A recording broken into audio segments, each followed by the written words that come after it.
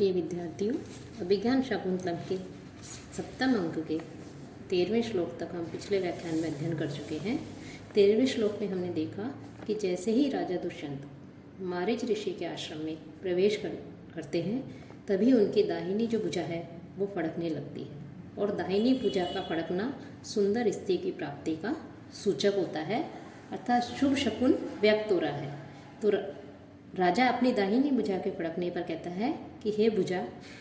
तुम्हारे फड़कने से, तेरे फड़कने से सुंदर स्त्री की प्राप्ति का जो शुभ शकुन व्यक्त हो रहा है, जो शुभ शकुन का सूचक है कि सुंदर स्त्री की प्राप्ति होगी, वह शकुंतला की प्राप्ति से ही पूरा हो सकता है। लेकिन अब शकुंतला की प्राप्ति की आशा करना व्यर्थ है, इसलिए तुम व्यर्थ में ही क्यों फड़क रही हो, कि अपनी भुजा को संबोधित करते हुए कह रहे हैं कि तुम्हारा इस समय फड़कना व्यर्थ है, क्योंकि अब शकुंतला से मिलने की कोई आशा शेष नहीं रह गई है। क्योंकि जब शकुंतला मेरे पास आई तब मैंने उसका परित्याग कर दिया, और अब उसके अकारण परित्याग के कारण मैं अत्यधिक दुखी हो रहा हूँ, मेरा दुख अत्यधिक बढ़ ही रहा है, और उसकी पुनः प्राप्ति भी दुख साध्य ही है। अर्थात पूर्व में तिरस्कृत यदि हम कोई कल्याण हो और उसका यदि हम तिरस्कार कर दें तो वो केवल दुख रूप में ही परिवर्तित होता है। अर्थात कल्याण, तिरस्कृत जो कल्याण है उससे जो है सुख की अभिलाषा नहीं की जा सकती। तो इस प्रकार से राजा अपनी भुजा को संबोधित करते हुए कहता है। तब इसके पश्चात नेपथ्य पर्दे के पीछे से आवाज आती है, माँ खुलू चापलम कुरु, कि चंचलता मत करो, कथम गतर एव आत्मनः प्रकृति, क्या यह तो अपने स्वभाव पर ही आ गया है। कि राजा जैसे ही आश्रम में प्रवेश करता है तभी उसे पीछे से आवाज़ सुनाई देती है कि इस प्रकार से है, चंचलता मत करो, कि यह अपने स्वभाव पर ही आ गया है। राजा कर्णम दत्वा, कान लगाकर सुनने का प्रयत्न करता है और कहता है, अभूमि ही एयम अविनय से, कि यह स्थान तो अविनय के योग्य नहीं है। अर्थात यह आश्रम है, शांति पूर्ण स्थान है, शांतिप्रद स्थान है, तो यहाँ अविनयता का, चंचलता का कोई भी स्थान नहीं है। कोनो खलु एष निषिध्यते, तो फिर किसके द्वारा इस प्रकार से रोका जा रहा है कि चंचलता मत करो। शब्दानुसारेण अवलोक्य, जिधर से आवाज आ रही थी उस ओर देखकर सविस्मय आश्चर्य के साथ में, अयम कोनो खलु, कि देख के कहता है कि अरे ये क्या, कि जो दो तपस्विनियां हैं उन तपस्विनियों के द्वारा पीछा किया जाता हुआ यह जो अलौकिक शक्ति से संपन्न है, असाधारण शक्ति से संपन्न यह बालक कौन है।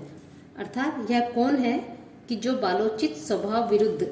शक्ति संपन्न से युक्त बालक है और इस प्रकार के कार्य कर रहा है कि जिसको दो तपस्विनियां उसका अनुकरण कर रही हैं और उसे रोक रही हैं। अर्धपीत, और क्या कर रहा है बालक, अर्धपीत स्तनम मातु आमर्द क्लिष्ट केसरम प्रक्रीडितुम सिंह शिशुम बलात्कारेण कर्षति। अब जो 14वां श्लोक है, इसमें राजा जो है वो उस बालक को देखते हैं कि जो सिंह का जो शावक है, सिंह शावक को पकड़, जो कि अपनी माता का दूध के स्तन का दूध पी रहा है, आधा ही दूध पिया है, और उसके बाल को पकड़ करके खींच रहा है। कि मातु अर्धपीत स्तनम, कि जिसने अभी अभी माता के आधे ही स्तनों का अभी दूध पिया है, आमर्द क्लिष्ट केसरम, और उस खींचने से, रगड़ के कारण जिसके कंधे के बाल इधर उधर बिखर गए हैं, सिंह शिशु, सिंह के बच्चे को प्रक्रीडितु, खेलने के लिए, बलात्कारेण कर्षति, बलपूर्वक जो है वो खींच रहा है। कि राजा देखता है कि एक बालक जो है वो सिंह के बच्चे को पकड़ करके खींच रहा है, कि जिसने अपने माता के स्तनों का भी आधा दूध ही पिया है। कि बालक को देखकर राजा कहता है कि बालक अत्यधिक ऐसा है, शक्तिशाली है, कि यह उस सिंह शावक को अपने साथ खेलने के लिए बलपूर्वक बलात् पकड़कर अपनी ओर घसीट रहा है, खींच रहा है, जिसने अभी अपने माता के स्तन का दूध आधा ही पिया है। अर्थात सिंह शावक ये नहीं चाहता, वो माता के स्तन का दूध पी रहा है, वो दूध पीना चाहता है, लेकिन जो बालक है वो उस सिंह शावक को पकड़ करके बलात् खींच रहा है, जिससे उसके कंधे के जो बाल हैं वो इधर उधर बिखर गए हैं। कि पहले तो जो ये भी बालक है और सिंह का जो शावक है वो भी एक बालक ही है, कि एक बालक दूसरे बालक को बलपूर्वक पकड़ करके एक तरह से नहीं खींच सकता, और वो भी सिंह के शावक को खींचना असंभव है। लेकिन ये जो बालक है, यह बालक सिंह के शावक को जबरदस्ती बलपूर्वक पकड़ करके अपनी ओर खींच रहा है और इसके कारण उसके बाल भी इधर उधर बिखर गए हैं। इस यहाँ पर जो है कवि ने उसको पकड़ करके खींचना सिंह के शावक को, वो भी जब वो स्तन अपने माता के का स्तनपान कर रहा है, दूध पी रहा है। तो यहाँ पर शिशु जो बालक है उसकी सर्वोत्कृष्टता को सूचित किया है। साथ ही बालक की जो स्वाभाविक चेष्टा होती है उन चेष्टाओं का भी यहाँ वर्णन किया गया है। इसलिए यहाँ स्वभावोक्ति अलंकार है और अनुष्टुप छंद का यहाँ प्रयोग किया गया है। ततः प्रविशति यथा निर्दिष्ट कर्मा तपस्विनीभ्याम सह बाल है। इसके पश्चात जैसा बताया गया है वैसा काम करने वाला बालक और 2 तपस्विनियों के साथ प्रवेश करता है। कि वो जो बालक है वो दुष्यंत और शकुंतला का पुत्र सर्वदमन है, जो आगे चलकर भरत भी कहलाया। कि वो है बालक सिंह के शावक को अपने साथ खेलने के लिए पकड़ करके खींच रहा है। तो बाल है वो बालक कहता है जृंभस्व सिंह कि हे सिंह हे शेर, तुम जम्वाई लो, दंतः ते गणेश, कि मैं तुम्हारे दांतों को गणेश गिनूंगा। कि तुम जम्वाई लो और मैं जो है तुम्हारे दांतों को गिनूंगा। प्रथमा पहली जो तपस्विनी होती है वो कहती है ए विनीत, अरे ए विनीत, किम न अपत्य निर्विशेषाणी सत्वानी विप्रकोषी, कि हमारी संतान के समान आश्रम में पले हुए जो ये जीव हैं, इन जीवों को, सत्वानी जीवों को विप्रकरोषी, आप तुम क्यों इन्हें पीड़ित कर रहे हो, कष्ट दे रहे हो, इनको क्यों परेशान कर रहे हो। हंत वर्धते ते संरंभ है, अरे तुम्हारा क्रोध, ये दुख की बात है, खेद की बात है कि तुम्हारा क्रोध बढ़ रहा है कि तुम जो है इसे जबरदस्ती पकड़ करके खींच रहे हो और ये आना नहीं चाहता, माता के का जो दुख पान कर रहा है उसको नहीं छोड़ना चाहता, तुम बलपूर्वक उसे खींच रहे हो। तो इस प्रकार से उसके नहीं आने के कारण सिंह शावक के तुम्हारा क्रोध बढ़ रहा है। स्थाने खलु ऋषि जनिन सर्वदमन इति कृत नाम ध्येयो असि, कि ऋषि जनों ने तुम्हारा नाम ठीक ही रखा है कि सर्वदमन, कि ऋषि जनों ने तुम्हारा नाम जो है सर्वदमन जो रखा है कि सबका दमन करने वाला, यह ठीक ही रखा है। राजा कहता है किम नो खलु बाले अस्मिन औरस एव पुत्रे स्नेहति में मन है, कि ये जो बालक है इस बालक के विषय में मेरा मन औरस पुत्र के समान स्नेह कर रहा है।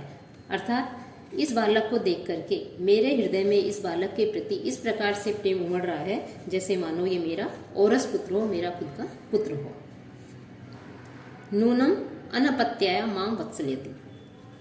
फिर दूसरी क्षण राजा कहता है कि निश्चित रूप से मेरे कोई संतान नहीं है और संतान का नहीं होना ही मुझे इस बालक से स्नेह करने के लिए प्रेरित कर रहा है। इस बालक के प्रति मेरे मन में सहज रूप से वत्सलता उमड़ रही है।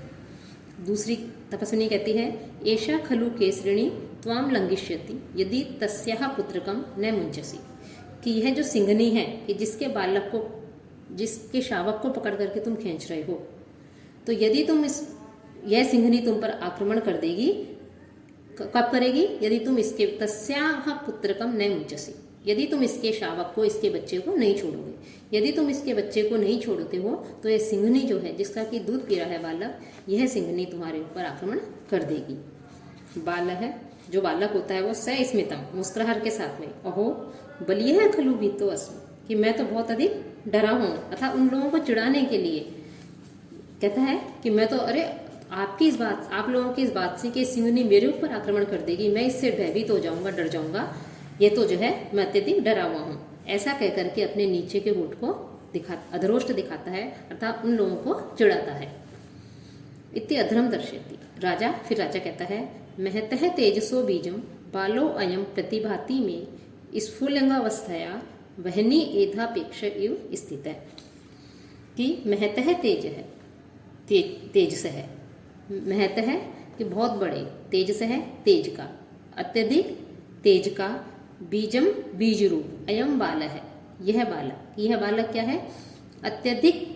तेज का बीज रूप यह बालक है, स्फुलिंग अवस्था और चिंगारी के रूप में स्थित, यह जो है एधापेक्षा स्थित है, केवल ईंधन की अपेक्षा रखने वाला, वहीनी इव अग्नि की तरह ही मैं प्रतिभाति मुझे प्रतीत हो रहा है, मुझे लग रहा है। कि आश्रम में उस असाधारण शक्ति वाले उस बालक को देखकर कि जो सिंह के शावक को जबरदस्ती अपने साथ खेलने के लिए खींच रहा है, वो उससे भयभीत नहीं हो रहा, डर नहीं रहा है, तो उस बालक को देखकर राजा अपनी प्रतिक्रिया व्यक्त करते हुए कहता है कि जैसे ईंधन होता है, वो काष्ठ की अपेक्षा ईंधन काष्ठ की अर्थात ईंधन की अपेक्षा रखने वाली जो चिंगारी है, उसको यदि उस चिंगारी को जरा सा भी ईंधन मिल जाए तो वो अग्नि के रूप में प्रज्वलित हो जाती है। तो वैसे ही यह बालक भी क्या है, चिंगारी के समान है। जिस प्रकार अग्नि की एक चिंगारी ईंधन को प्रज्वलित कर देती है, उसी प्रकार ये जो बालक है, यह बालक भी अच्छी शिक्षा प्राप्त करके अपनी अवस्था की अपेक्षा रखता हुआ अत्यधिक तेजस्वी हो सकता है, महाप्रभावशाली हो सकता है। कि आग की चिंगारी ईंधन की अपेक्षा रखती है और ईंधन मिलते ही महान जो तेज लपटें हैं वो उसमें से निकलने लगती है और संयम हो जाती है। उसी प्रकार कह रहे हैं कि तेज का बीजभूत यह बालक जो है, यह भी भविष्य में अत्यधिक धनुर्धारी धनुर्वेदादि की शिक्षा प्राप्त करके एक महाप्रभावशाली शक्ति संपन्न अत्यधिक तेजस्वी पुरुष के रूप में आगे बढ़ता हुआ दिखाई देता है कि यह आगे चल करके एक तेजस्वी पुरुष बन सकता है, एक दिन अति तेजस्वी ये बनेगा। प्रथमा पहली तपस्विनी कहती है, वत्स एनम बाल मृगेंद्र मुंच, यह जो सिंह का बच्चा है शावा की, इसको छोड़ दो। अपरम ते क्रीडनकम दास्यामी, मैं तुम्हें खेलने के लिए दूसरा खिलौना दूंगी। बाल है, बालक कहता है कुत्र दह्य, कहाँ है वो मुझे दो। तब बालक सहज सुलभ बालक की जो स्वाभाविक क्रियाएं होती हैं वो दिखाया है। यदि बालक कोई किसी कार्य के लिए जिद करता है तो उसको उस अनुचित कार्य करता है, तो उस बालक को उससे दूर करने के लिए हम कहते हैं कि हम तुम्हें दूसरा खिलौना देंगे, तुम इसे छोड़ दो, दूसरी वस्तु देंगे, इसे छोड़ दो। तो बालक भी सहज रूप में कहता है कि कहाँ है, पहले मुझे वो खिलौना दो, उसके बाद छोड़ूंगा। इति हस्तम प्रसारयति, ऐसा कहकर के अपने हाथ को फैलाता है। राजा बालस्य हस्तम अवलोक्य, बालक के हाथ को देख करके कथम चक्रवर्ती लक्षणम अपि अनेन धार्यते, कि क्या यह चक्रवर्ती राजा के लक्षण को भी धारण करता है। उसके हाथ को जैसे ही वो हाथ फैलाता है, उसके हाथ को देख करके राजा कहता है कि अवश्य ही यह जो है, इसके हाथ में जो है चक्रवर्ती बनने के पूर्ण लक्षण है, चक्रवर्ती राजा के लक्षण को धारण करता है। तथा ही यस्य, क्योंकि इसका प्रलोभ्य वस्तु प्रणय प्रसारितो विभाति जाल ग्रंथित अंगुली ही कर है, अलक्ष्य पत्रांतरम इधर आ गया नव उषसा भिन्नम इवेक पंकजम, कि प्रलोभ्य वस्तु कि प्रलोभन देने वाली, दिलचाने वाली वस्तु के प्रति प्रणय है, उसके प्रति प्रेम के कारण प्रसारित है, फैलाया गया, इसने उसको वस्तु लेने के लिए अपना हाथ फैलाया गया। तो ऐसे जाल ग्रंथित अंगुली, जाल की तरह गुथी हुई जो अंगुलियों से युक्त जो हाथ है, वो अस्य करे, इसका हाथ, कि उस वस्तु को प्राप्त करने के लिए जैसे इसने अपने हाथ फैलाया, तो जाल की तरह आपस में गुथी हुई जो उंगलियों से युक्त इसका हाथ है, वो हाथ इधर आ गया कि समृद्ध लालिमा से संपन्न नवोषसा, नवीन उषा काल के द्वारा विकसित किए गए भिन्नम अलक्ष्य पत्रांतरम, विकसित किए गए और जिसकी पंखुड़ियों का जो अग्रभाग है वो दिखाई नहीं पड़ता है। अलक्ष्य पत्रांतरम की पंखुड़ियों का जो अग्रभाग है वो दिखाई नहीं दे रहा है, ऐसा पंकजम युभाति, ऐसे अपूर्व कमल के समान प्रतीत हो रहा है। कि बालक जो है उसके लिए आकर्षणीय वस्तु क्या है, खिलौना है। तो उस वस्तु के प्रति प्रेम के कारण उसने अपने हाथ को फैलाया। उसे लेने के लिए जो ही अपना हाथ वो जो बालक होता है वो फैलाता है, तब राजा बालक के हाथ को देखकर कहता है कि यह तो चक्रवर्ती जो राजा के लक्षण होते हैं उसको ये धारण कर रहा है। कि जैसे उषा काल की लालिमा से विकसित कमल जो होता है वो कुछ अंधकारवश पूर्णतया लक्षित नहीं होता, अर्थात उसकी पंखुड़ियों के बीच का अंदर, क्योंकि वो कली रूप में है, जैसे जैसे सूर्योदय होता है कमल विकसित होता जाता है, लेकिन उषा काल के समय कमल जो है पूर्ण रूप से विकसित नहीं हुआ है, तो उसकी पंखुड़ियों के बीच का अंतर जो है वो स्पष्ट दिखाई नहीं देता। उसी प्रकार से खिलौना लेने के लिए इस बालक ने जैसे ही अपने हाथ को फैलाया, हाथ को फैलाने के समय इस बालक के हाथ की उंगलियां यद्यपि दिखाई पड़ती हैं, पर वो उंगलियां आपस में एक दूसरे से इतनी मिली हुई हैं कि उनके बीच में जो अंतर है वो अंतर स्पष्ट रूप से दिखाई नहीं देता है, वो जो है दिखाई नहीं दे रहा है। तो इस प्रकार से राजा उस बालक के हाथ को देखकर कहता है कि इसके हाथ में तो चक्रवर्ती बनने के सारे लक्षण हैं। दूसरी तपस्विनी कहती है, सुव्रते न शक्य एषः वाचं मात्रेण विरमयितुं, कि केवल बातों से ही हम इसे नहीं रोक सकते, कि केवल कहकर कि हम तुम्हें दूसरी वस्तु दे देंगे, तुम इसे छोड़ दो, ऐसा कहकर नहीं रोक सकते। गच्छतुम, तो तुम जाओ, मदीये उठजे, कि मेरी कुटिया में, मार्कंडेय से ऋषि कुमार से, कि जो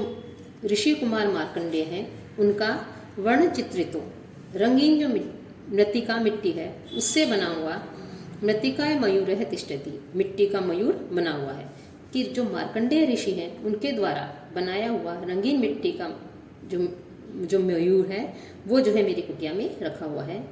तमस्य उपहरण, उसे इसके लिए ला दो। पहली कहती है तथा ठीक है, इति निष्क्रांता, ऐसा कहकर के वो निकल जाती है।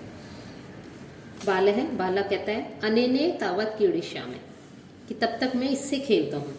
कि बाला कहता है कि जब तक वो मेरे को दूसरा खिलौना नहीं लाके देती हैं तब तक मैं इस सिंह के शावक के साथ खेलता हूँ। इति तापसीम विलोक्य हस्ती, ऐसा कह करके वो जो तपस्विनी होती है उस तपस्विनी को देख करके वो हंसता है कि जब तक दूसरा खिलौना नहीं आएगा तब तक मैं इसी से खेलूंगा, जब तुम लेकर के आ जाओगी तब जो है मैं इसे छोड़ दूंगा। राजा स्प्रयामी खलु दुर्ललितायै अस्मि, कि राजा कह रहा है कि मैं इस बालक को जो देख रहा हूँ, यह बालक कैसे है, दुर्ललिता, कि नटखट बालक है, उद्दंड बालक है, इसको देख करके जो है वास्तव में मैं इसे बहुत अधिक चाहने लगा हूँ, मैं इसे बहुत चाहता हूँ। कैसा है बालक, आलक्ष्य दंत मुकुलान निमित्ता से ही अव्यक्त वर्ण रमणीय वचः प्रवर्तीन अंकाश्रय प्रणयिन है तनियान वहंतु धन्यः तद अंग रजसा मलिनी भवन्ति। अनिमित्त हास्य ही, कि बिना कारण हंसने से, अनिमित्त हास्य ही, कि बिना कारण ही हंसने से, आलक्ष्य दंत मुकुलान, कुछ कुछ दंत कलिकाएं, दांत जो है दिखाई दे रहे हैं इसकी, ऐसे अव्यक्त वर्णम, और अस्पष्ट वर्णों के उच्चारण के कारण, रमणीय वचः, इसका बोलना क्या है, सुंदर है, अस्पष्ट वर्णों के उच्चारण के कारण इसका बोलना अत्यधिक सुंदर है। प्रवृत्ति अंकाश्रय प्रणयन है, और जिसके गोद में बैठने में है प्रीति, अर्थात जिसके गोदी में चढ़ने के लिए लालायित रहते हैं, ऐसे तनियात महंतम, ऐसे पुत्रों को गोद में धारण करने वाले, धन्यः, वे लोग धन्य हैं, तद अंगरंज, जो लोग ऐसे बालक को अपनी गोद में धारण करते हैं, गोदी में चढ़ने के लिए जो लालायित रहते हैं पुत्र, ऐसे पुत्रों को जो अपनी गोद में धारण करते हैं, अपनी गोद में लेने वाले पुरुष कैसे हैं, धन्यः, भाग्यवान है, धन्य है, कि तद अंगरजसा, कि उनके शरीर पर लगी हुई जो रज है, बालकों के शरीर पर लगी हुई जो धूली है, जो मिट्टी है, उससे मलिनी भवंती, इनको गोद में लेने वालों के शरीर कैसे हो जाते हैं, मलिन हो जाते हैं, धूली से युक्त हो जाते हैं, मिट्टी से युक्त हो जाते हैं। कि जैसे राजा जो है उस बालक के प्रति अपना स्वाभाविक प्रेम एक तरह से राजा का प्रकट हो रहा है, और वो राजा कहता है कि वस्तुतः वे लोग भाग्यशाली होते हैं जो अपने बच्चों को अपनी गोद में खिलाते हुए उनके शरीर की धूली से स्वयं भी मलिन हो जाते हैं। ऐसे अबोध बालकों के कैसे, कि अकारण ही हंसने से दांत रूपी अंकुर कुछ कुछ दिखाई देते हैं, अर्थात बालक छोटा है, छोटे छोटे दांत निकले हुए हैं, दांत भी पूरे नहीं हैं, छोटे छोटे दांत निकले हैं, तो ऐसे दांत रूपी अंकुर कुछ कुछ दिखाई दे रहे हैं। और अस्पष्ट वर्णों के उच्चारण के कारण, कुछ कुछ तोतली बोली के कारण, जिनका कथन कैसा है, अत्यधिक मनोरम लगता है, अच्छा लगता है, रुचिकर लगता है, सुंदर लगता है, और जो बालक गोद में चढ़ने के लिए सदैव उत्सुक बने रहते हैं, ऐसे बालक को जब माता पिता इनके जब गोद में लेते होंगे और इस बालक के शरीर पर लगी हुई अंगों की धूल से अपने शरीर के अंगों को भी वो मैले करते होंगे, उनके शरीर के अंग जो है मलिन हो जाते होंगे, तो वो लोग ऐसे धन्य हैं। कि अब ऐसे बच्चों को गोद में लेने पर उनकी बच्चों के शरीर पर लगी हुई धूलिन से मलिन होने वाले जो लोग हैं, वो लोग कैसे हैं, अत्यधिक धन्य हैं। जिनके संतान नहीं होती उनको तो ऐसे बच्चों के शरीर की धूली से मलिन होने का सौभाग्य प्राप्त नहीं होता है। तो यहाँ पर जो कवि हैं उन्होंने बाल स्वभाव का जो चित्रण है उसका स्वाभाविक चित्रण किया है, और उनके जो पिता आदि हैं, जो गुरुजन आदि हैं, पितृजन हैं, उनके हृदयगत भावों का एक चित्रण प्रस्तुत किया है कि राजा दुष्यंत जो है वो निसंतान है। निसंतान होने पर भी उस बालक के प्रति उनके हृदय में प्रेम उमड़ता है और उसके प्रति वो अपना स्नेह दर्शा रहे हैं। तो और बालक की जो है स्वाभाविक वर्णन यहाँ पर किया गया है। तो इस प्रकार से बाल क्रीड़ाओं से जो उनके पिता आदि हैं, गुरुजन आदि हैं, वो किस प्रकार से उनका हृदय प्रसन्न होता होगा, इसका जो है इसमें वर्णन किया गया है। तपस्विनी कहती है भवतु अच्छा न मामयम गणयति, यह मुझे नहीं गिन रहा है, अर्थात मेरी बात पर कोई ध्यान नहीं दे रहा है। पार्श्वम अवलोक्य, फिर पास में देख करके, को अत्र ऋषि कुमाराणाम, अरे कोई ऋषि कुमार यहाँ है। फिर राजा नाम अवलोक्य, राजा को देख करके, भद्रमुख यही तावत, हे कल्याण मई, हे भद्रमुख आप इधर आइए। मोचे अनेन दुर्मोच हस्तग्रहण डिम्ब लीलाया बाध्यमानम बालम नगेंद्र, कि कठिनाई से छुड़ाने के योग्य है इसके हाथ की पकड़, जिसकी ऐसे बालक के द्वारा बाल क्रीड़ा से पीड़ित किए जाते हुए सिंह शावक को छुड़ाओ। कि जो बालक है सर्वदमन है, उसने उस सिंह के बच्चे को कसकर के पकड़ रखा है और उसको अपनी ओर खींच रहा है। जो तपस्विनी होती है उस तपस्विनी से वो नहीं छूट रहा है। तो तपस्विनी अपनी सहायता के लिए ऋषि कुमार को देखती है, वो वहाँ दिखाई नहीं देते, तभी राजा दुष्यंत दिखाई देते हैं। तो राजा दुष्यंत को संबोधित करते हुए कहते हैं कि आप आइए और इस सिंह शावक को, कि जो इस बालक की बाल क्रीड़ा से पीड़ित है, कष्ट में है, इसके बालों को जबरदस्ती पकड़ के खींच रहा है ये बालक सिंह शावक के, तो ऐसे इस सिंह शावक को छुड़ाइए। राजा पास में जाकर के, अई भो महर्षि पुत्र, अरे ओ महर्षि पुत्र। तो इस प्रकार से जो है इसका जो 18वां श्लोक है, इसका हम अगले व्याख्यान में अध्ययन करेंगे।